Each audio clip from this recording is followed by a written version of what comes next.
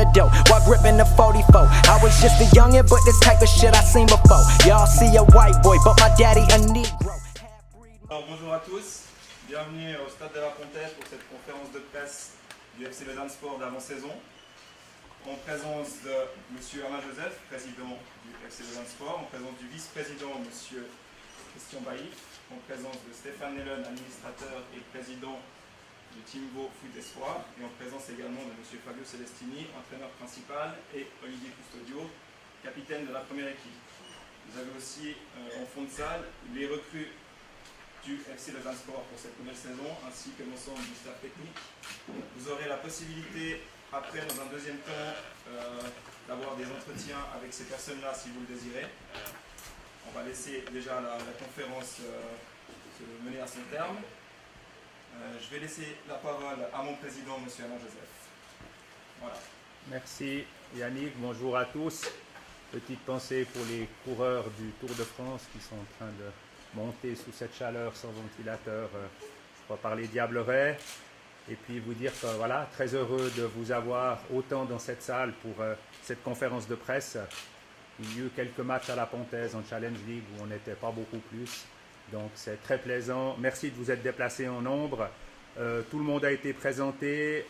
Juste relever encore la présence du professeur Jacques Cornu, qui est le président du comité d'éthique du Lausanne Sport, et Jean-Marc Gerber, qui est le directeur du Centre Sport Études, qui accueille nos jeunes internes et externes pour le Lausanne Sport et les autres clubs de la ville, le hockey en particulier. Donc bonjour à vous et merci d'être là.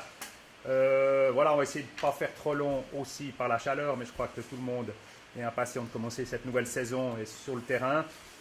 Alors, la première partie, c'est une présentation des objectifs de la saison 2016-2017, en commençant peut-être par un très rapide retour, parce que c'est pas souvent qu'on peut le faire avec plaisir, mais se rappeler encore juste 30 secondes de la saison exceptionnelle qu'on a vécue. C'est pas chaque saison qu'on a le plaisir de pouvoir se rappeler ces moments-là, et le mot exceptionnel, il est, je crois, juste, il est pondéré. Elle a été même extraordinaire. Donc, merci aux acteurs principaux qui sont là et qui sont sur le terrain.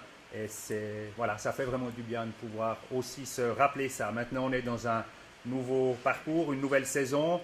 Vous donnez les objectifs principaux de la part du comité pour la saison 2016-2017. On dit souvent, vous êtes promu, l'objectif premier, c'est le maintien. Non, ce n'est pas le maintien. C'est installer le Lausanne Sport en Super League. Aujourd'hui, le maintien, installer le Lausanne Sport en Super League passe par le maintien certainement de la première équipe en Super League. Mais l'objectif que nous avons, direction du club et direction technique, c'est vraiment de pouvoir installer Lausanne Sport à sa juste place. Pour ceux qui ont eu la chance de lire l'interview il y a quelques jours de notre coach dans l'Oblique, qui était un interview ambitieux, mais qui donne du dynamisme à tout le monde, qui parle d'ambition élevée, mais en étant réaliste et en y travaillant pour y arriver. Et je vous avoue que c'est sur ce chemin-là que nous voulons essayer d'aller. On veut garder une identité locale. Ça a été un gros message et une vraie réussite la saison passée.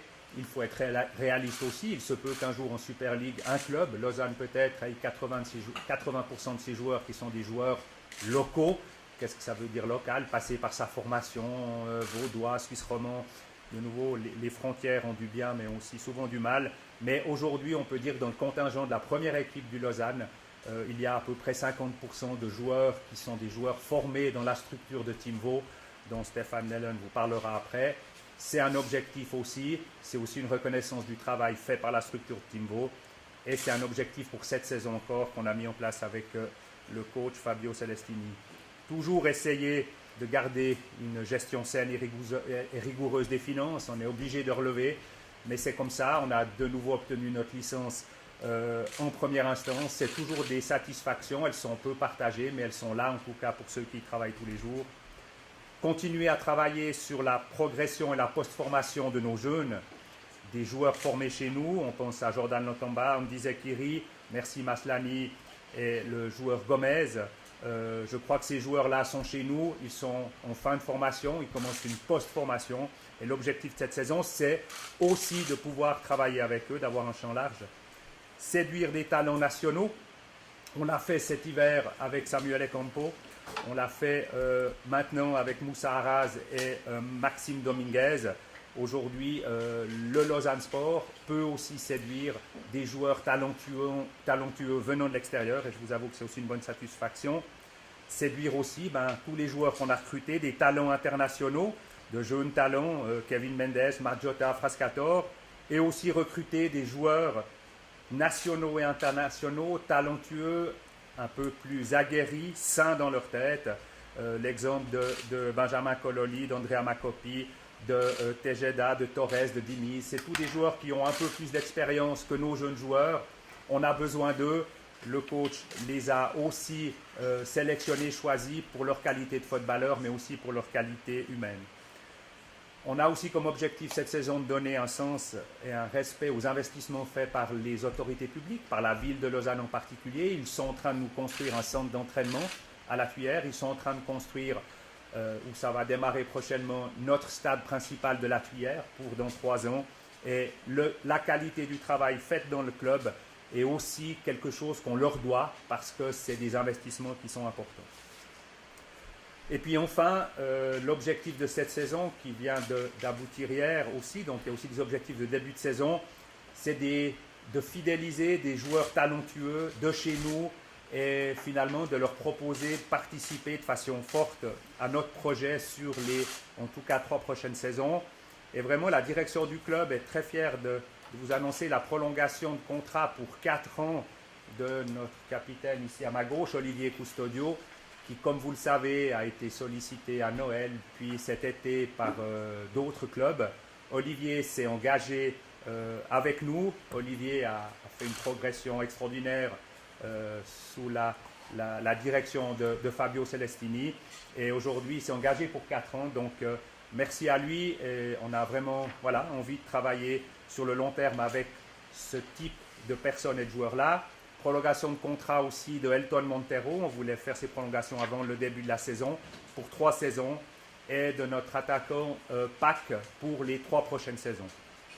Maintenant, les objectifs des saisons suivantes, parce que cette saison prépare les suivantes. J'avais préparé de vous relire la même chose parce que c'est en fait un déroulé continu. On a exactement les mêmes objectifs saison après saison. Et finalement, voilà, l'objectif de cette saison, c'est un objectif qu'on devra reproduire avec toujours un peu plus d'ambition les saisons suivantes. En vitesse, pour que ces objectifs puissent arriver à bon port, nous pensons qu'il y a 4 éléments qui sont importants. Tout d'abord, et c'est important pour moi, président aujourd'hui, d'avoir un conseil d'administration de qualité. Et il y en a 2 qui sont présents. Le 3e, je tiens à l'excuser, c'est Joe Mirante, qui est en vacances à l'étranger. Des personnes du conseil d'administration qui sont unies dans un projet. Et parfois on est d'accord, parfois on n'est pas d'accord aussi. Et c'est ça aussi la beauté de ce projet-là. Donc je les remercie, mais c'est important aujourd'hui que Lausanne Sport, pendant quelques années, a fonctionné avec un binôme, les 5-6 premières années depuis 2007. Aujourd'hui, c'est un réel conseil, un réel comité, avec des fonctions, avec des personnes qui s'engagent aussi. Et je crois que la pérennité du club passe par là également. Avoir à ma droite, et c'est très sincère aussi, un coach exceptionnel, local de surcroît, qui donne un peu de valeur ajoutée encore, qui s'est engagé, comme vous le savez, pour les 3 prochaines saisons avec l'entier de son staff pour ce magnifique projet. Vous le connaissez tous bien. C'est une personne engagée, exigeante, compétente. Comme au sein du conseil d'administration, il peut arriver que parfois nous ne soyons pas d'accord, mais c'est encore ceci la beauté du projet. Et l'important, c'est d'arriver tous ensemble au but qu'on s'est fixé. Le 3e élément, je l'ai juste évoqué avant, c'est des finances saines. Ces finances saines, en fait, elles nous permettent à nous, membres du comité, de dormir tranquillement le soir, parce que la gestion d'un club de foot, parfois, empêche un peu de dormir. Et l'aspect financier aussi, il y a l'aspect sportif, mais il y a l'aspect financier aussi. Et je vous avoue que j'ai appelé ce matin la comptable chez moi au bureau qui préparait les premières fiches de paye. Et je lui ai dit, écoute, je ne pourrais pas les contrôler avant lundi. Puis elle me dit, non, mais écoute, ça ne va pas. Lundi, je crois que c'est le 26 ou le 27 ou le 25, c'est trop tard. Puis je lui ai dit, écoute, si une fois nos joueurs sont payés le 26 ou le 27, c'est pas grave. Et c'est aussi pour ça qu'on doit avoir des finances saines, parce que tous nos joueurs et toutes les personnes qui travaillent pour et avec le club sont toujours payés à temps, et c'est très important pour nous. Et enfin, je l'ai déjà dit avant, pour la ville, mais aussi tous nos partenaires et nos sponsors principaux, essayez d'avoir une vraie reconnaissance pour eux. C'est important qu'ils aient cette reconnaissance, et c'est cette reconnaissance-là aussi qui nous permettra d'avancer ensemble pour le projet. Maintenant, il nous manque encore des choses, très clairement. La chose la plus importante, c'est de faire monter ou remonter à nouveau tous les passionnés de football à la Pontaise. Dans le canton, on est présent, on vous présentera un projet qu'on a essayé de faire. Aujourd'hui, voilà, on sait qu'un des gros handicaps du foot en Suisse, à la Pontaise, un peu en particulier, mais pas qu'à la Pontaise, c'est, et on l'a vécu il y a quelques semaines avec l'Euro, ou d'autres matchs, une pléthore de matchs de grande qualité à la télévision, le mardi, le mercredi, le jeudi. Pour ceux qui ont des femmes ou des maris, s'il y a des femmes dans la salle, elles doivent mieux le savoir que quiconque. On passe nos vies devant la télévision à regarder des matchs. C'est des spectacles fantastiques et c'est péjorant pour le foot. Aujourd'hui, on veut que les gens viennent revoir un spectacle, et ce qui a été proposé l'année passée et ce qui sera proposé cette année, on verra où ça nous amènera. Je peux juste vous assurer à tous les gens qui viendront à la Pontaise qu'ils verront du football et ils payeront un ticket d'entrée pour voir du vrai football. On devra bien évidemment en 2019 disposer de réelles infrastructures. C'est déterminant pour l'avenir. Il nous les manque aujourd'hui, mais on arrive très bien à travailler à la Pontaise. On essaye de s'arranger au mieux, et dès que vous voyez les premiers coups de pelle lancés sur les projets de la Tuyère, on a l'impression qu'on revient de très loin et qu'on voit une sorte de bout du tunnel.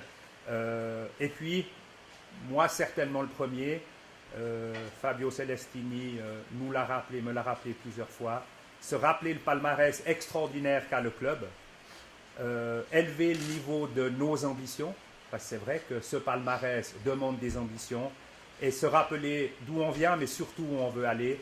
Et ça, c'est aussi quelque chose qu'on doit continuer à travailler dans le club. Et comme je l'ai dit il y a une minute, peut-être moi le premier. Donc voilà un peu pour la partie, on va dire, direction du club, les objectifs. Je propose maintenant de passer la parole au coach, à Fabio, qui va donner ses objectifs, vous présenter bien évidemment son staff et les nouvelles recrues, et ensuite le déroulé de la conférence avancera encore. Merci. Merci Président. Bonjour à tous. Je crois que pour avoir été là déjà l'année passée, la philosophie dans ce qui est du club, mon président me l'a expliqué. Pour celle qui est du sportif et l'entraîneur, elle ne change pas vraiment par rapport à celle qui était là l'année passée. L'idée, c'est d'avoir une équipe jeune qui a un grand enthousiasme. Tous les joueurs qu'on a choisis et que j'ai choisis dans cette aventure pour la Super League m'ont démontré surtout une chose, c'est que Lausanne était la priorité numéro 1. Au-delà de leur qualité individuelle, au-delà de leur qualité humaine, je pense que tous les joueurs qui sont venus au Lausanne cette année n'ont pas mis Lausanne Sport en 2e ou en 3e place, et qu'après, vu qu'il n'y avait pas eu le premier et le deuxième choix, a choisi Lausanne par défaut. Tous les joueurs qui sont là ont choisi Lausanne Sport depuis le premier moment et m'ont montré vraiment un réel intérêt, une réelle envie de venir au Lausanne Sport pour différentes raisons, mais surtout ils ont vraiment montré un grand enthousiasme. Pour avoir vécu l'année passée, on peut se rendre compte que l'état d'esprit est une partie vraiment importante de l'équipe. Et ce que j'ai essayé, et ce qu'on va essayer de reproduire cette année, c'est d'avoir nous un état d'esprit fantastique, au-delà des qualités, des systèmes tactiques, etc. De vraiment donner une équipe dont les Lausannois peuvent être fiers, indépendamment des résultats, indépendamment de ce qui peut se passer au classement, mais surtout au niveau du jeu et de l'état d'esprit, de mouiller le maillot. Comme l'a dit mon président, on est un club de plus de 100 ans, on est le 5e ou 6e palmarès en Suisse, et ça demande des responsabilités à tout le monde, moi le premier. Et donc c'est clair qu'il faut être ambitieux, il faut essayer d'être le plus ambitieux possible, mais surtout aussi plaire aux gens, parce qu'on est un grand club, même si on a passé par des moments difficiles, mais je crois que tous les clubs, quand j'y jouais en 95, Bâle est en 2e division, aujourd'hui Bâle il est où il est, ça ne veut pas dire que c'est un petit ou un grand club. Lausanne a été un grand club, il l'est encore, il veut devenir plus grand, il veut revenir dans le passé, et on va essayer, nous, dans notre partie sportive, essayer de donner une image qui corresponde à un grand club, c'est-à-dire séduisante, ambitieuse dans le jeu, et avec le projet que j'ai décidé d'épouser avec tout le club, jeune. Alors c'est vrai qu'on a dû malheureusement se séparer de quasiment une dizaine de joueurs, pour la plupart vaudois. C'est vrai que le succès de l'année passée a fait que malheureusement l'échelon supérieur était peut-être un petit peu haut pour beaucoup d'autres joueurs qui étaient là l'année passée. On a dû malheureusement s'en séparer, mais pour la plupart ils sont ici tout près. Hein, en Challenge League, c'est qu'ils vont aller s'aguerrir, on a toujours un œil sur eux. Et malheureusement on a dû faire des choix et je crois qu'on a essayé d'être au plus près de nos idées. Pour ce qui est du plan de jeu, je crois que je l'ai répété 1001 fois durant l'année passée et je continue de le répéter.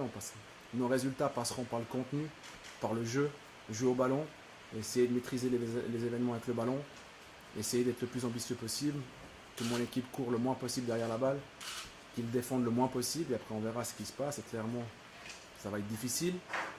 On aura des moments sûrement compliqués, mais je pense que l'état d'esprit de cette équipe, l'état d'esprit de ces joueurs qui ont envie de démontrer à tous que c'est des vrais joueurs de Super League fera qu'on pourra passer une année, j'espère, fantastique comme la saison suivante. Mais en tout cas, on ne pourra pas nous reprocher le travail, on ne pourra pas nous reprocher de mouiller le maillot, on ne pourra pas nous reprocher d'essayer de jouer au ballon, parce que ça, c'est la condition sine qua non de tous mes joueurs, et de mon staff et de tout le monde pour cette saison-là. Je crois que c'est plus ou moins tout. Présenter le staff technique, où c'est que je répète de nouveau que le club fait des grands efforts pour essayer de nous donner les meilleures structures. J'ai la chance, dans le cadre sportif, ici à La Pontaise, de travailler dans des conditions qui sont de très haut niveau, vu que nous sommes 6. Le club a acheté beaucoup de matériel, nous avons des GPS de dernière génération, nous avons vraiment une structure qui est vraiment de très haut niveau. Et donc j'ai la chance de pouvoir avoir tous les outils possibles et imaginables pour pouvoir faire mon travail dans les meilleures conditions. En plus, le club a décidé d'étoffer encore plus le staff technique. Jusqu'à l'année passée, donc il y avait un entraîneur principal qui était Fabio Cestini, on avait un entraîneur assistant qui était Jean-Yves Aymon, qui faisait déjà partie de la structure depuis bien longtemps. Florent Dolay, qui lui aussi entraîneur des gardiens, qui est là déjà depuis quelques années. Mattia Garone, qui est venu avec moi l'année passée, préparateur physique. Lorenzo Guerrero, qui est l'analyse vidéo, qui était aussi avec moi l'année passée. Et cette année, le club a décidé aussi d'investir dans un autre préparateur physique qui lui s'occupera plus de la réhabilitation des blessés. Où c'est que Mattia Garone, le premier préparateur physique, s'occupera plutôt du terrain des joueurs qui doivent aller jouer le samedi. Et Gabriele Bagattini s'occupera effectivement de tout ce qui est blessé et de joueurs qui ne peuvent pas encore vraiment s'occuper, travailler avec le groupe. Donc c'est un engagement important, je pense nécessaire à très haut niveau parce qu'il va falloir être performant. Et on sait que le fait d'avoir des blessés dans une équipe, c'est compliqué. Donc le club a voulu étoffer le staff par rapport à ça. Je pense que c'est vraiment une excellente chose pour le club, mais en premier lieu aussi pour moi et l'équipe.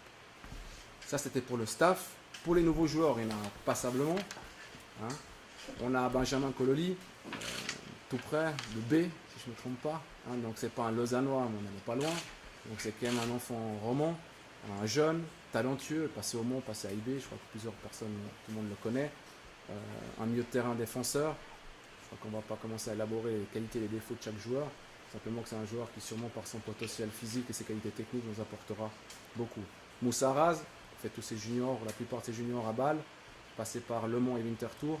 Un joueur qu'on a essayé déjà depuis quelques temps de recruter. On a eu la chance de pouvoir avoir son hockey autant par lui que par Bâle. Pour l'avoir aujourd'hui, un milieu de terrain gaucher, pas forcément par la taille, mais surtout un grand talent par ses pieds et sa technique. Marcus Diniz, un joueur d'expérience, brésilien, fait 7-8 ans, presque 9 ans qu'il est en Italie. Un joueur, un défenseur qui a bien bourlingué en Italie entre la série A, B et C et qui nous apportera justement sa tranquillité et son expérience qui nous fait quand même assez défaut en ce qui concerne les matchs en première division. On était avec un de vos collègues, on disait que quasiment Karlström a la totalité des matchs en première division que l'équipe du Lausanne Sport. Donc pour vous dire un petit peu ce qui risque de nous manquer un petit peu, on essaiera de compenser par l'état d'esprit. Marcus pourra nous aider surtout par rapport à ça. Paolo Frascatore fait tous ses juniors à la Roma et comme souvent les jeunes de ces grands clubs prêtés dans plusieurs équipes de série C en Italie et qui lui aussi latéral gauche avec un très bon physique. On a essayé aussi de recruter des gens qui non seulement étaient bons des pieds mais aussi pourraient nous amener un petit peu de corpulence physique parce qu'on sait qu'en Super League on va rencontrer des équipes qui vont quand même mettre beaucoup d'impact et il va falloir aussi répondre présent.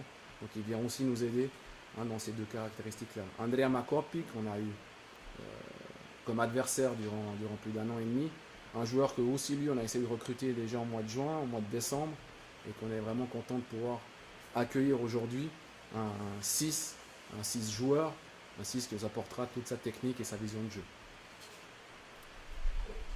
Ensuite, on a Yeltsin Tejeda, du Costa Rica, un joueur qui a passé ces dernières années à Evian, qui personnellement le voulait déjà à Malaga quand j'étais assistant à Schuster, et qu'on a eu les bonnes infos pour pouvoir le recruter ici maintenant. Et donc c'est vraiment un immense plaisir qu'on peut avoir aujourd'hui Yeltsin Tejeda, qui a aussi une expérience de première division et de deuxième division en France, donc il nous apportera aussi son vécu, mais surtout ses qualités techniques, un milieu de terrain qui sait quasiment tout bien faire. Il nous apportera aussi son expérience internationale, vu qu'il a joué quand même un quart de finale de Coupe du Monde. Donc c'est quand même un joueur sur lequel nos jeunes pourront aussi s'appuyer. Juan Esnagler Ruiz, qui était passé ici comme joueur en 2010, qui malheureusement n'avait pas pu rester pour différentes raisons, et qui aujourd'hui on a la possibilité aussi de le revoir, un attaquant qui a passé aussi par Saragosse et différents clubs de Segunda B en Espagne, qui l'année passée a joué une trentaine de matchs et 12 buts dans le Toledo. Francesco Margiotta, tout comme Paolo, appartient aujourd'hui à la Juventus. Lui aussi, comme jeune joueur, a été prêté dans plusieurs clubs durant son périple comme joueur de la Juventus, et qui l'année passée était à Sant'Arcangelo en Série C, et qui lui aussi, par sa culture et par son esprit aussi très différent en Italie, ils ont une culture différente en Italie, par ses mouvements tactiques, etc., sur cette culture tactique qu'ils peuvent avoir, nous apporte extrêmement de choses dans l'équipe. On l'a déjà vu plusieurs fois dans les matchs amicaux. Il nous apportera non seulement sa tactique, mais aussi le fait de lier les différents secteurs de jeu. On a Gabriel Torres, Panama. Vous voyez que ça va un peu dans tous les sens. C'est aussi ma volonté. Je crois que l'équipe doit souvent ressembler, on dit souvent qu'elle ressemble à l'entraîneur. J'adore voyager, j'adore les pays, j'adore les cultures, j'adore les différentes religions. Et c'est vrai que d'avoir un groupe avec des Argentins, Espagnols, Uruguayens, Costaricains, Panaméens, de B, de Fribourg, Lausanne, etc., je trouve que c'est un mélange fantastique. Non seulement de football, mais aussi de vie, parce qu'on se mélange entre nous, on passe beaucoup de temps ensemble, et je trouve que ce melting pot de culture est vraiment hyper enrichissant footballistiquement, mais aussi humainement. Et Gabriel, je le connais parce que effectivement j'ai un lien particulier avec le Panama, vu que ma femme et ma petite fille sont de Panama, donc j'ai eu la chance de pouvoir suivre l'équipe nationale, de suivre les championnats du Costa Rica, etc., de Colombie et de Venezuela où c'est qu'il a joué. Et c'est vrai que c'est un joueur qui est un peu atypique, mais qui a une force physique et une qualité technique vraiment importante, et qui, je pense, pourra nous apporter vraiment beaucoup sur tout ce qui est son expérience, parce qu'il est plus de 30 ou 40 fois international du Panama, joue contre des grosses équipes nationales comme le Mexique, etc., dans la CONCACAF, et donc, à part ses qualités techniques, aussi son expérience. On a, on peut le dire, non? Tu l'as dit avant. On peut. Voilà, Maxime Dominguez va nous rejoindre, il reste, je crois, 2-3 petits papiers à signer. Encore un joueur de talent, un joueur de Zurich. De nouveau, ce ne sera pas par sa force physique comme la plupart qu'on a dans l'équipe, mais sa qualité technique, sa vision de jeu.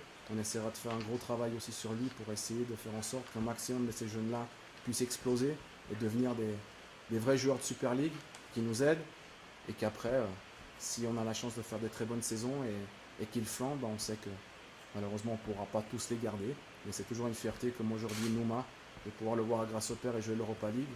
On a peut-être participé à 1% de ça, et je pense que c'est aussi un bon motif de fierté pour tout le club. Je crois qu'on peut aussi dire Kevin Mendes, vu qu'il est retourné à la Roma et puis qu'il a été reprêté de la Roma à Lausanne. Donc je crois que maintenant vous le connaissez depuis 6 mois, je ne vais pas redire, je dirais, ses qualités. Moi je crois avoir tout dit, tout fait. Donc voilà, avec tout ça, on va essayer de faire une grande saison. Merci Fabio, c'est vrai que avec la qualité, la cohérence de ce discours, on a juste envie de tous vous renvoyer à la maison, de partir à Grasshoppe, puis de commencer ce premier match. Voilà. On est tous impatients, mais on va rester jusqu'au bout, on va répondre à toutes vos questions. Et c'est vrai que voilà, c'est un discours qui est le discours du club, qui est cohérent et qui fait du bien, vraiment du bien à entendre en ce début de saison.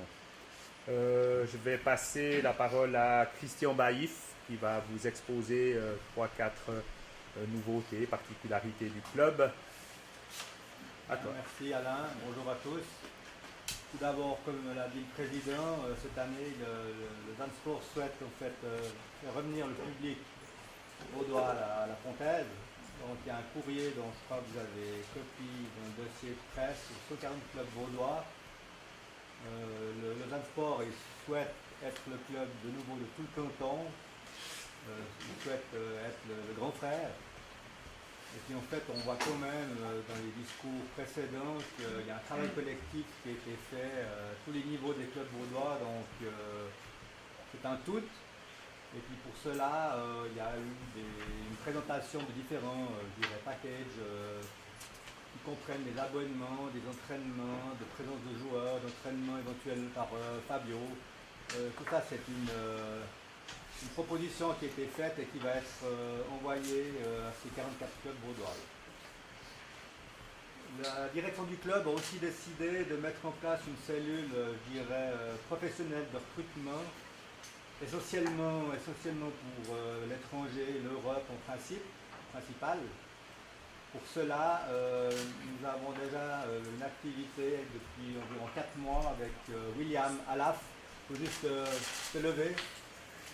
Voilà, ça c'est le nouveau recruteur de joueurs du Zansport. Il va être engagé à plein temps au Zansport. Et c'est lui qui va en contact avec Fabio, aller voir tout un nombre de matchs, proposer, je dirais, certains joueurs. C'est déjà passé depuis le début de la saison. William, vous verrez avec son accent, il vient du sud de la France, près de Montpellier.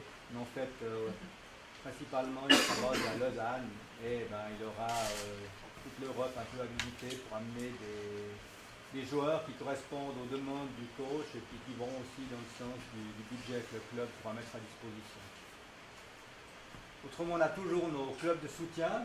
On a le 11 d'or. Le 11 d'or est un club de soutien avec deux parties, si on veut. On a le 11 d'or plus avec une cotisation de 11 000 francs et on a le 11 d'or traditionnel qui est une cotisation de 7 000 francs.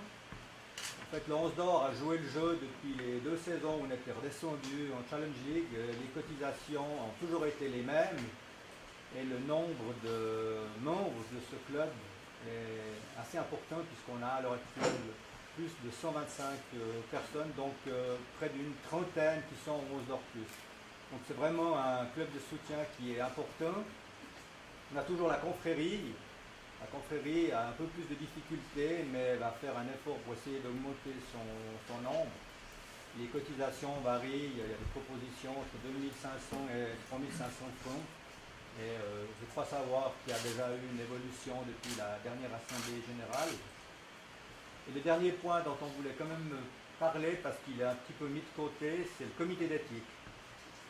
Alors le Zansport, il bénéficie de l'appui d'un comité d'éthique. Celui-ci il est composé de personnalités de plusieurs horizons du canton. Donc il y a la ville, il y a l'éducation, le sport, la politique, le côté juridique, finance, médical et communication. Donc son président, Jacques Cornu, il a été présenté tout à l'heure par notre président. Il faut savoir qu'il y a une charte éthique qui a été élaborée à ce sujet et qui fait partie du Zansport. Le but de ce comité il est de s'assurer que les activités et la gestion du LS demeurent conformes au but de l'association. Ce qu'il faut dire, c'est qu'il y a eu ces dernières années 2-3 petits soucis. Et quand il y a eu ces petits soucis, on a pu se référer au comité d'éthique qui a pris un peu en charge ces différents problèmes et qui en a fait part au club. Donc je pense que c'est aussi le garant de la situation à différents niveaux. Et ce qui est aussi intéressant, c'est que ces gens sont de tout horizon, du canton essentiellement, mais comme je vous ai dit, de tout horizon à ce niveau-là.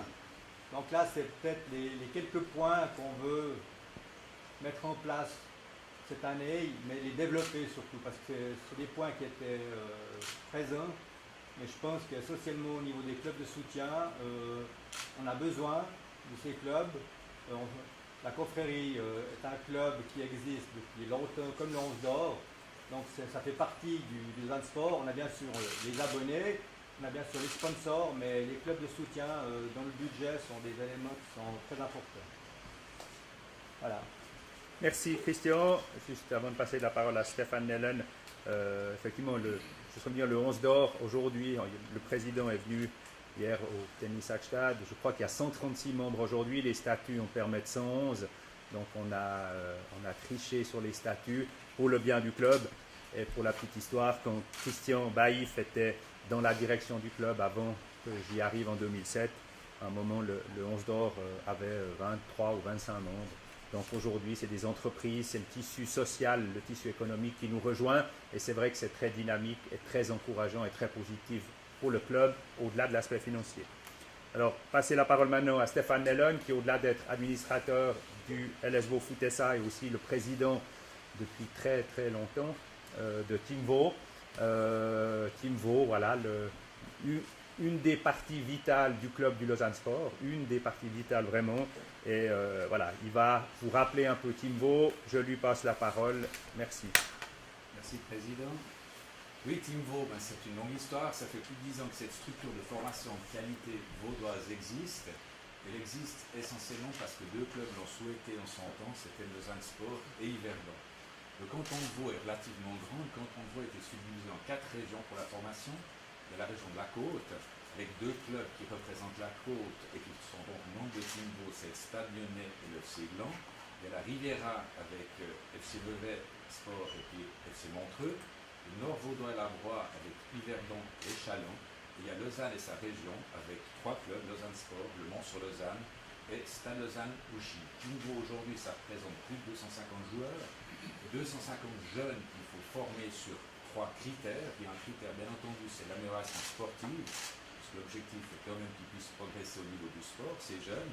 La deuxième chose, un point très important, formation, éducation, suivi scolaire. Alors c'est vrai que c'est des jeunes où la structure met en place, grâce au CEL aussi, et grâce à différentes personnes, tout un suivi qui permette à ces personnes de se développer, non pas seulement dans le sport, mais aussi dans leur vie et future vie professionnelle pour ceux qui n'auraient pas la chance d'être retenus comme footballeurs professionnels. Aussi un point très important, c'est le suivi médical. Aujourd'hui, dopage, pas dopage, suivi psychologique. Je crois que c'est aussi très très important d'avoir pour tous ces jeunes une bonne base. Teamvo, c'est des jeunes de 13 à 21 ans. 13 à 15 ans, les jeunes évoluent dans leur région. Dès 16 ans, ils sont regroupés sur Lausanne, parce que bien entendu, autant au niveau sportif, c'est là que la qualité se finalise. Et c'est aussi là qu'en général, qu'on trouve des places d'apprentissage, des écoles et autres. Pour pouvoir former des jeunes de qualité, il faut du personnel de qualité. Et c'est vrai que là, Teamvo a vraiment investi aujourd'hui. Il y a 4 entraîneurs à plein temps. Directeur technique Marc Cotibert, vous connaissez tous. Comme assistant à plein temps, David Sen. Entraîneur des 21, Iliad Boranovic. Et puis on vient d'engager encore un 4e à plein temps, Chico Alvarez. Donc il y a vraiment 4 formateurs à plein temps qui s'occupent de ces jeunes. Teamvo, ça représente plus de 20 entraîneurs sous contrat, un budget d'1,5 million. Donc on voit beaucoup d'argent investi par essentiellement des subventions que nous touchons de la Ligue et des clubs. Ils font du sport aussi. Et il y a aussi une fondation qui regroupe les principaux institutionnels vaudois qui ont confié cette structure de formation et qui en financent une partie. Mais de nouveau, la formation ne sert à pas grand-chose si on n'a pas un président comme Alain Joseph qui croit aux jeunes et surtout un entraîneur qui arrive bonifier et mettre en valeur ces jeunes. Alors c'est vrai qu'aujourd'hui, même si Teamvo existe depuis 10 ans, c'est vrai qu'on en voit les fruits et les résultats, surtout l'année passée, c'était vraiment un des moteurs, beaucoup de jeunes de la région, voilà, et ça c'est vraiment un point à relever. Je tiens vraiment à remercier en tant que président de Teamvo, Fabio et Alain Joseph pour leur confiance vis-à-vis de la jeunesse. Maintenant, ce qu'il faut aussi vous savoir, c'est qu'il y a à peu près 80 jeunes qui rentrent par année dans la structure Teamvo. Sur ces 80 jeunes, bien entendu, ils ne vont pas tous finir dans l'équipe M21. Donc ça veut dire que sur 80 jeunes, on sait qu'il y a en tout cas 70 jeunes qui vont bénéficier d'entraînements de qualité donnés par la structure de Teamvo. Et ces 75 jeunes vont tous retourner, pour la plupart, dans leur club de base. C'est-à-dire que l'entier des clubs vaudois bénéficie du travail de qualité qui est fait par Teamvo. Et ça, c'est vraiment un point à relever. C'est qu'aujourd'hui, on peut le voir dans tous les clubs. C'est des clubs de Teamvo qui font partie, genre Yverdon et Châlons ou Le Mans. Mais même tous les autres clubs bénéficient réellement du travail qui est fait par nos formateurs et qui permettent donc à tous ces jeunes de gagner en qualité. pouvez constater aussi sur l'effectif, et je crois qu'Alain l'a déjà dit, la moitié de l'effectif sont des joueurs qui ont passé un jour ou l'autre à Timbo, et ça, je crois qu'on peut tous en être fiers. Voilà, merci. Merci, Président Thibault. Mais pendant que Stéphane parlait, je tournais les pages du dossier de presse et c'est vrai que c'était pas préparé, mais la campagne d'affichage pour les abonnements, c'est 5 joueurs qui ont beaucoup joué l'année passée, dont notre capitaine Olivier, qui ont été formés dans Timbo. Et ouais, je pense que je suis rentré dans la direction d'un club pour ça, sans le savoir vraiment. Mais je vous assure que ça, c'est une vraie valeur et c'est surtout une grosse motivation pour l'avenir. Avant de passer aux questions, j'aimerais juste remercier toutes les personnes présentes, remercier aussi nos sponsors, très importants, notre sponsor principal, la Banque cantonale vaudoise, qui est un vrai partenaire fidèle et important. Beaucoup de sponsors sont restés, quasiment tous ont augmenté contractuellement ou pas leurs prestations pour le club. On a des nouvelles arrivées de sponsors que j'aimerais juste citer par respect pour eux parce qu'ils sont importants pour le club. La société Berisha à Villeneuve, la société Weisse à Petito à Berne, la société Baitro à Renan, Plafond Métal, société de Stéphane Nellen, Oxner Sport, la société Ecobois, le Starling Hotel et 2 autres sociétés qui sont venues nous aider en partenaire pour les GPS Swingco et pour, mais c'est des partenaires, les tourniquets, puisqu'en Super League nous aurons de nouveau des tourniquets, Skidata. Alors voilà, maintenant je pense qu'il y aura une partie peut-être plus sympa, plus échange.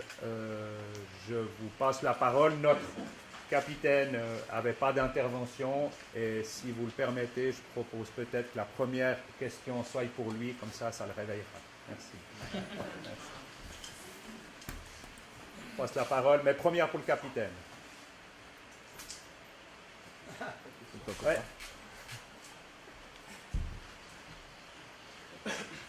Alors, vous ne voulez pas être obéissant, hein? Voilà, on y va. Et au Bruno Public, bonjour. Avec 21 ans, capitaine d'un club de surtout une équipe, ça veut dire quoi? C'est une grande charge.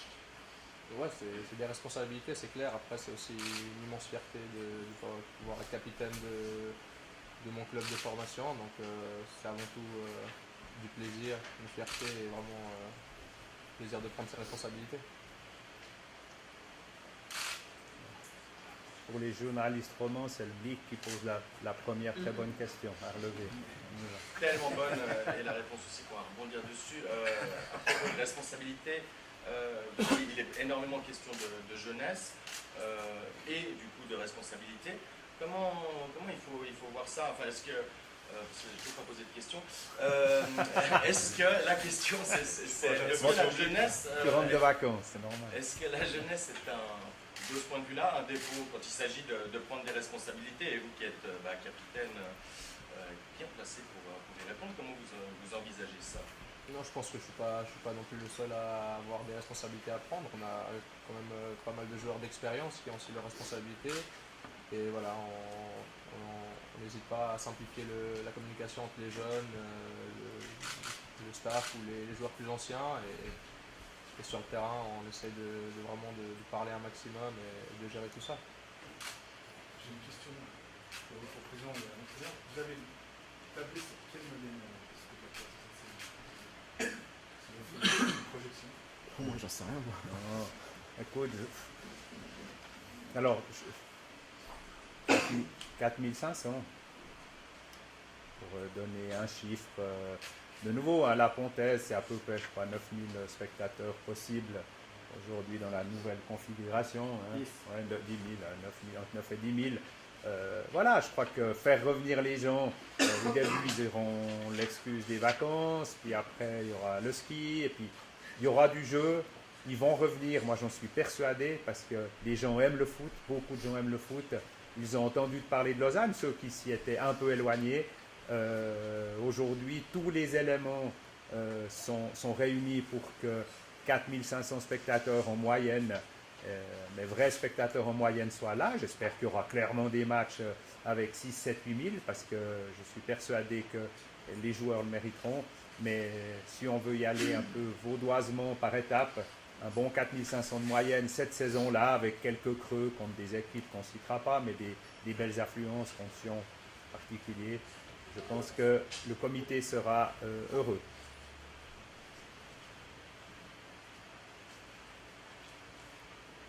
Est-ce qu'il y a d'autres questions ouvertes ou ensuite Une question, en fait, tant au président qu'à l'entraîneur, parce que tout a l'air d'aller tellement bien que c'est pas vrai en fait. Non, la question, la question, c'est à quel point Fabio Celestini est satisfait du groupe à sa disposition à l'heure où on parle, et à quel point il serait encore plus satisfait d'avoir peut-être 1, 2, 3 joueurs supplémentaires dans les jours qui viennent. Et question subsidiaire, et c'est pour ça qu'elle est adressée aux deux. Enfin, comment il y a toujours un petit frottement entre l'entraîneur qui veut un effectif le plus étoffé possible et un président qui doit faire respecter des contingences financières. À quel point vous en êtes sortis les deux dans tout ça? Je crois qu'on est sur écoute. On propose, on a une liste de joueurs, et des fois on arrive à être d'accord sur le même joueur parce que les conditions économiques sont acceptables pour le club et que le joueur est sur la liste numéro 1. Et sinon on va sur le numéro 2, sinon on va sur le numéro 3, sur le numéro 4. Je crois que le plus important dans ce projet-là, et on sait le budget, on sait qu'on a des restrictions par rapport à ça, qu'on ne peut pas arriver à des joueurs peut-être plus huppés que ça, mais l'important c'est de pouvoir arriver à avoir un groupe homogène sur lequel on a envie de travailler. Et moi je suis extrêmement satisfait de mon groupe, parce que je sais qu'on a vraiment bien travaillé par rapport à ce groupe-là, parce que je crois qu'on a vraiment beaucoup de qualité. Maintenant, un joueur de très grande qualité, de l'expérience de première division avec 200-300 matchs et je veux dire libre, etc., on peut pas se le permettre. Donc il fallait faire un autre type de discours, et dans ce autre type de discours, comme vous avez dit, jeunesse, etc., ambition, état d'esprit, je pense que j'ai un magnifique groupe, jeune, ambitieux, avec un fantastique état d'esprit, mais surtout qui sont bourrés de talent. Et je pense que dans mon groupe, il y aura un jour plusieurs joueurs qui feront sûrement une très très grande carrière ou en Super League ou en Europe, dans un des 5 grands championnats. Parce que je vois des joueurs qui ne sont pas inférieurs à des joueurs qui sont à Malaga, j'ai eu la chance de côtoyer, parce qu'on a vraiment du talent. Maintenant de savoir s'ils vont exploser aujourd'hui, demain ou après-demain, j'en sais rien. C'est toute la difficulté de partir dans ces projets-là, c'est qu'on n'a pas vraiment une assurance. Mais en tant qu'entraîneur, de pouvoir être là tous les jours avec eux, c'est un immense plaisir, parce qu'ils travaillent fantastiquement bien. Ils ont un état d'esprit magnifique. Et surtout, je répète, ça c'est super, mais s'il n'y a pas de talent, c'est compliqué. Ces joueurs-là ont du talent, et si cette équipe-là ne jouera pas au ballon, si cette équipe-là n'aura pas de résultats, je pense qu'il faudra que les 6 qu'on est dans le bureau juste là à côté, qu'on se regarde bien dans les yeux, parce que cette équipe-là a du talent. Donc elle doit marcher. Maintenant, c'est à nous de trouver les bons éléments, taper sur la bonne, sur la bonne touche, pour faire en sorte qu'ils soient le plus à l'aise possible, et de trouver les clés pour que cette équipe-là fasse aussi bien que celle de l'année passée. Pas en termes de résultats, mais au moins en termes de jeu et état d'esprit.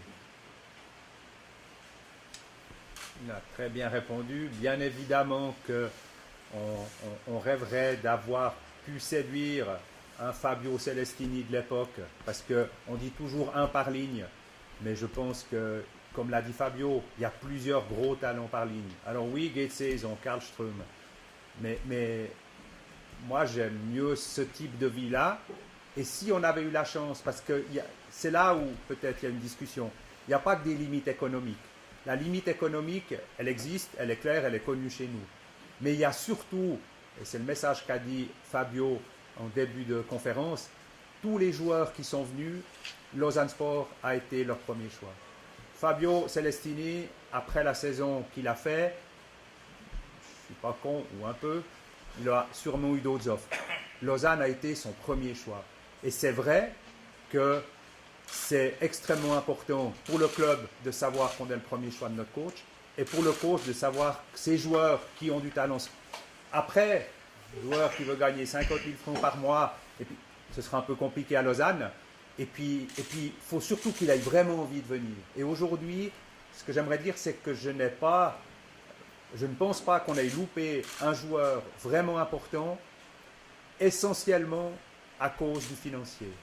Oui, il y a eu un cas, on l'a évoqué, Enrique, qui avait accepté, qui a pu accepter, Mais si Enrique voulait vraiment, vraiment venir, comme tous les joueurs qui sont dans cette salle, je vous assure qu'il serait là et qu'on aurait trouvé quelque chose. C'est mon ressenti, et je sais que, quels que soient les joueurs entre les mains du coach et de ce staff, pour autant que ce soit de vrais footballeurs, parce qu'effectivement, il n'y a que ça dans ce groupe, ils vont faire quelque chose de très agréable. Je rebondis là-dessus, pour Alain ou Fabio. Il y a un projet vaudois aussi, il y a Mercato. Qui, comme vaudois, vous avez essayé de faire revenir au club ou... Est-ce que vous avez essayé d'ailleurs? Et pourquoi ils ont dit non, si vous avez essayé? Écoute, je sais pas, moi le truc c'est, de nouveau j'ai dit, le projet vaudois il est beau, mais je déteste les frontières. Donc, non mais j'ai compris, je vais plus loin, je ne m'étais pas mis un point final à ma réponse. On a discuté avec Mobulo Ridge, qui était formé chez nous, on a eu une réflexion, on a eu un début d'entretien, et puis après, le plus important, c'est d'avoir le bon joueur, au bon moment, au bon endroit, dans l'effectif qui se construit. Et Mobulo Ridge, malgré ses qualités, il en a, et j'espère qu'il explosera au Mont, et qu'il repassera peut-être un jour chez nous ou en Super League ailleurs, eh ben, on s'est intéressé à lui. On a d'abord essayé de réfléchir local, parce que c'est normal, parce que l'activité se fait comme ça aussi. Mais je suis tout aussi heureux, ou si ce n'est encore plus heureux et un peu fier, d'avoir Maxime avec nous, d'avoir Moussa Arras, d'avoir Samuel Ekampo, que peut-être d'avoir un Vaudois de plus de la structure Team Vaud. On en a beaucoup, on en a bien assez, et les suivants viendront. Voilà, on n'en a pas d'autres. Non, je sais pas. Ouais, voilà.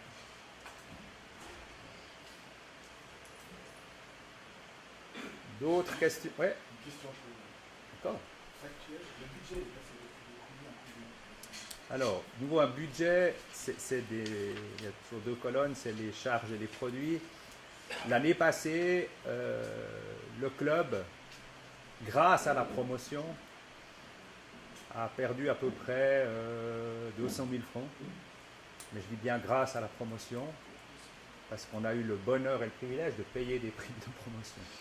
Et de manière incroyable, en début de saison, alors que, à part peut-être Fabio, personne ne pensait qu'on allait monter. Vous savez qu'il y a des systèmes d'assurance pour pouvoir assurer ce type de prime, et personne n'a voulu nous la faire parce qu'ils disaient qu'on était les favoris. Et si on se remémore bien, il y a une année, jour pour jour, alors même Fabio, sinon il disait quoi, personne pensait. Donc, grâce à ça, voilà. Donc ça, c'était charges et produits. Donc on était à peu près l'année passée peut-être à 4,7 millions, 4,8 millions de charges et voilà, 4,5 millions, 4,6 millions de recettes. Cette année, alors on doit réajuster parce que avec les joueurs qui viennent, avec les derniers arrivés, voilà, ça bouge un peu, mais je vais dire, on a aujourd'hui, le club a un déficit, mais on est toujours très prudent, vous nous connaissez un peu, mais on a un déficit aujourd'hui de l'ordre de entre 800 000 et 1 million, mais qui n'arrivera jamais parce que, un, il est extrêmement prudent, on l'a toujours dit, et deux, on peut avoir que des belles surprises avec notre manière de mettre en place notre budget. Et aujourd'hui, on est à peu près à 7 millions 7 millions 8 de charges, et donc à peu près 6 millions 8, 6 millions 9 de recettes. Voilà un peu les ordres de grandeur, mais voilà, on les donne, mais de nouveau, on ne sera jamais dans un déficit comme ça. Dans ce déficit-là, on n'a pas du tout les 4500 spectateurs de moyenne. Donc serein même financièrement. Voilà.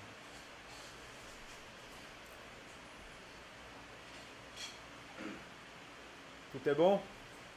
Alors, toutes les personnes dans cette salle, juste pas présenté, mais il a introduit la séance, Yannick Fankhauser, qui est donc le secrétaire administratif du club. On ne sait pas encore comment nommer vraiment la fonction.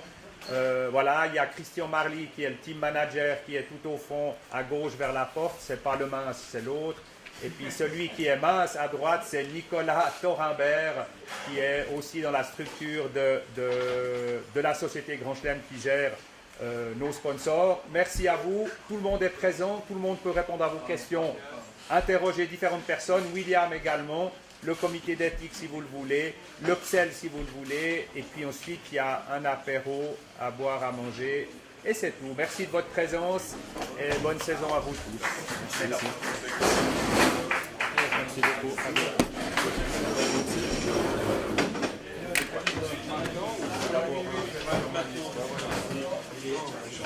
Et vous aviez